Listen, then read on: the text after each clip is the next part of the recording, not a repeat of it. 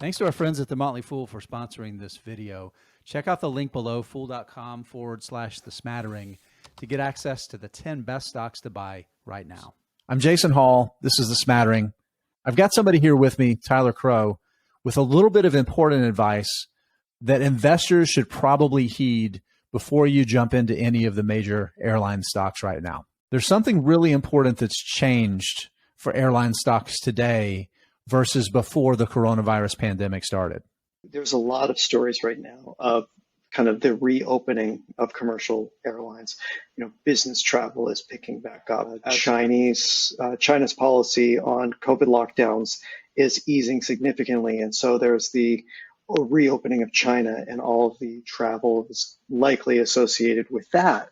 You throw all those things together into the soup of the investment thesis for airlines, and you say, wow, they're probably going to do a lot better over the coming years. But, there was a huge toll to balance sheets that happened during that time. There's going to be a lot of debt pay down that needs to happen. Let's talk about that debt and why it really matters. As the investor, you're looking to buy a portion of cash flows that can be dedicated to investors, per share free cash flow. And the biggest challenge for a lot of these companies over the next few years is so much of that excess capital is going to have to go to paying back these debts that needed to incur.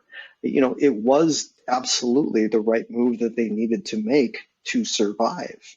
I don't think anybody's going to fault Delta for taking on the amount of debt. Management made the right decision. Right. But not every decision that management makes is going to be good for shareholders. Sometimes it just isn't. And this was a necessary thing that is probably going to hurt shareholders for some time. And because of that, even though shares do look very cheap, but with that debt overhang, there's not a lot left over for shareholders at the end of the day. Well, one of two things is going to have to happen, Tyler. So again, just to give some numbers here, American Airlines is an example from the beginning of 2020. So its balance sheet right before COVID started to impact the results for these companies. Its debt level is up 47%. If you look at Delta and United, they're both up more than double. Southwest has more than tripled the amount of debt on its balance sheet. It's not just, okay, you're going to have to start paying down that debt or servicing a higher debt load. Interest rates have completely changed. The interest rate regime has completely changed. So if companies don't take substantial amounts of cash and pay off those debts, their interest expense is going to be 2, 3, 5 years from now. Once those debt maturities start to have to be refinanced, they're not going to get the same terms they were getting before. Their expenses are going to go up just to service that debt.